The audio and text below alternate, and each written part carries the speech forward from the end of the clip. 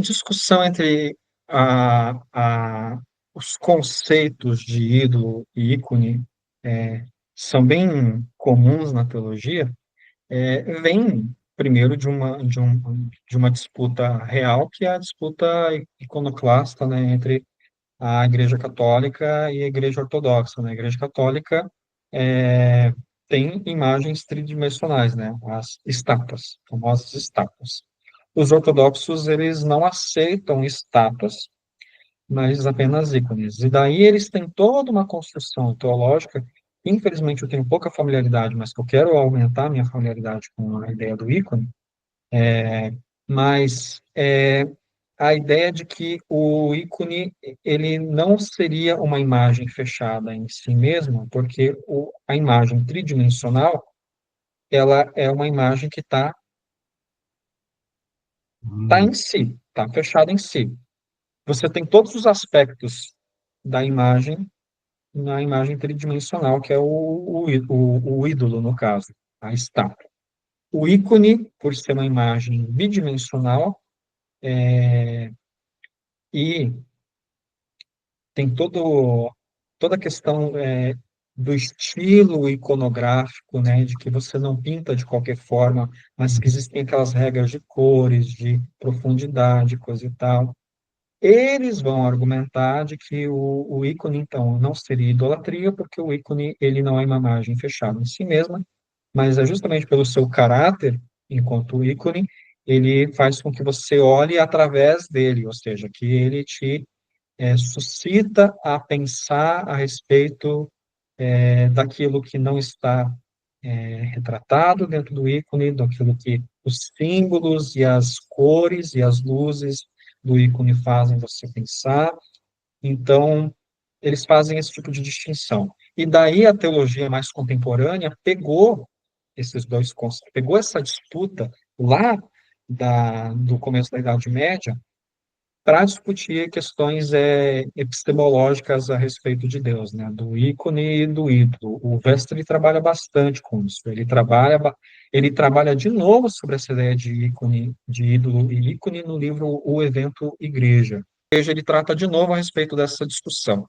É, com outros motivos, né? Não é o mesmo motivo daqui desse capítulo, com outros motivos ele trata de novo a respeito dessa distinção, quase como se ele falasse de duas epistemologias, né? Da epistemologia que olha para o finito e fica no finito, e a epistemologia que olha para o finito e vê uma transparência do infinito. Quando eu trabalhei na minha tese de doutorado, eu trabalhei então com, o Leonardo Boff também. E o Leonardo Boff, ele fala a respeito do conceito de transparência, quando ele vai falar a respeito do pensar sacramental. O pensar técnico é o pensar que fica na coisa. O pensar sacramental é aquele onde a coisa remete a uma relação, né? Então, o olhar, ele não, a consciência não fica na coisa, mas avança a partir daquilo lá. A coisa é apenas um motivo pelo qual ele vai avançar o pensamento. E daí, eu lembro que eu escrevi mais ou menos assim na tese para poder explicar, falando que, e eu nem tinha visto esse conceito aqui de transparência espelhante aqui, mas ele ajuda a dizer o que eu estava querendo dizer lá. A transparência de Deus não é uma transparência de um vidro que você enxerga do outro lado.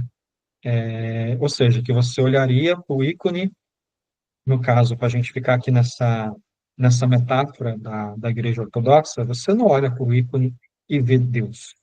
E você também, uma epistemologia iconográfica, também não permitiria que você olhasse para a coisa e já enxergasse a, o significado que está por trás daquilo. É uma transparência espelhante. Quando você olha para o ícone, você tem sabe aquele vidro que ele causa justamente as duas impressões. Você olha para o vidro e você consegue enxergar o que está atrás dele, e ao mesmo tempo você se enxerga no vidro.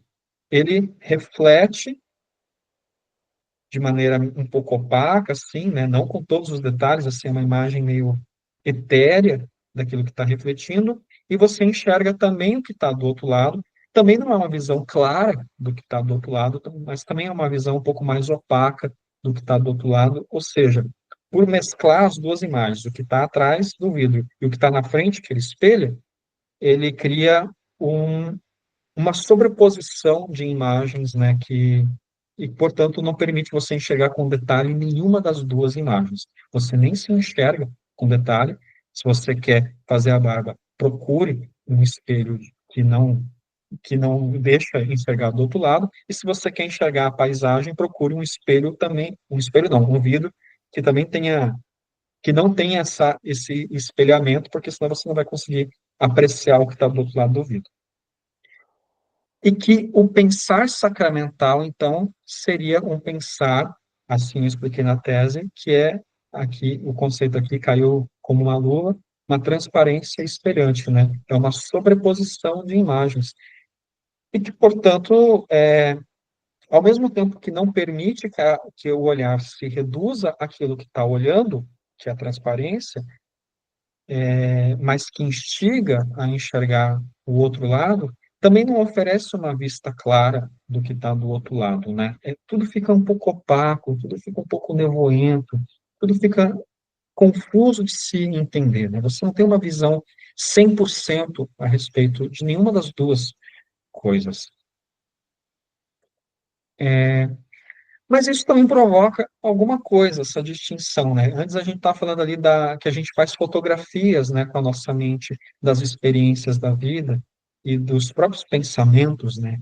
O pensar também é um fotografar o raciocínio, né? O raciocínio é um fluxo. Só que quando você se adona de um pensamento, você está fotografando o fluxo, do pensamento. E que isso, então, seria invariavelmente, levaria a uma idolatria, porque invariavelmente não permitiria ter compreensão do todo. Mas uma coisa que a gente tem que se questionar é: será que não existe nenhuma maneira de se conseguir enxergar a vida e conseguir enxergar a Deus que não seja uma transparência espelhante? Ou seja, não que você teria uma visão que a gente já concluiu antes, que a gente não vai ter uma visão completa a respeito do todo, do fluxo, né? Do fluxo que é Deus, do fluxo que é a vida, do fluxo que é a natureza e do fluxo que é o pensamento. Tudo são fotografias, mas todas as fotografias precisam ser imagens chapadas ou elas podem permitir que você consiga passear pelo fluxo daquela imagem. Estou falando um pouco difícil, mas o que eu estou pensando, enquanto eu estou pensando sobre, para poder fazer um antônimo da fotografia, eu estou pensando num quadro pintado. Porque o quadro pintado também tem intencionalidade do pintor, também retrata uma imagem parada, né? Por mais dos esforços que se faz para poder tentar criar a ideia de movimento, mas é uma imagem parada, tem a intencionalidade do autor, só que o quadro, especialmente quando ele não é tão realista, quando ele não tenta reproduzir geometricamente todas as formas e todas as cores e tudo aquilo que ele está vendo, que aí a fotografia, como todo objeto da, da técnica humana, ela não faz essa distinção, ela não tem esse caráter simbólico, esse caráter de profundidade. Ela capta aquela imagem lá e eternaliza aquela imagem. O quadro, por mais que seja uma imagem parada, provoca, suscita pensamentos a respeito daquela imagem, que podem transcender aquilo que está pintado. Você está olhando uma pintura de uma cachoeira, só que como não é uma fotografia e como não é uma pintura realista de uma cachoeira, que faria você olhar e pensar assim, é uma cachoeira. Mas um quadro que consiga colocar um pouco mais de simbolismo, consiga colocar um pouco mais de transparência naquela cachoeira, você olha, você sabe que é uma cachoeira. Só que você consegue pensar e consegue entender e consegue fazer ligações de que tem uma outra coisa ali que não é uma cachoeira. E por isso, então, essa transparência espelhante que não mostra com veracidade nem o que está sendo espelhado, nem está sendo transparente, mas cria uma imagem um pouco nevoenta, uma, uma sobreposição. Justamente por isso permite o pensamento, né? E o quadro, a ideia do pensar num quadro permite que você consiga fazer outros pensamentos a respeito daquilo que está retratado. Então, vamos trazer isso para o empírico, para a realidade. Eu olho para o momento que a minha vida está. Isso é uma fotografia. Se eu não conseguir fazer ligações simbólicas para o passado, para o futuro, para o oculto e para o infinito daquela fotografia, e aquela fotografia for tão somente ela pode ser desesperadora. Eu não sei que é nessa, eu não sei se é nesse texto aqui, eu acho que não é nesse texto, mas é no texto que o autor metodista falava sobre a justificação, né? A teologia luterana fala que o ser humano é pecador ou seja, em realidade, e justo em esperança. E que e a interpretação que se faz a respeito dessas duas formas de se enxergar, né? Em spe, em realidade, em esperança, é que se você olhar a vida apenas com o olhar em re, daquilo que é de fato, daquilo que está fotografado, é desesperador a realidade.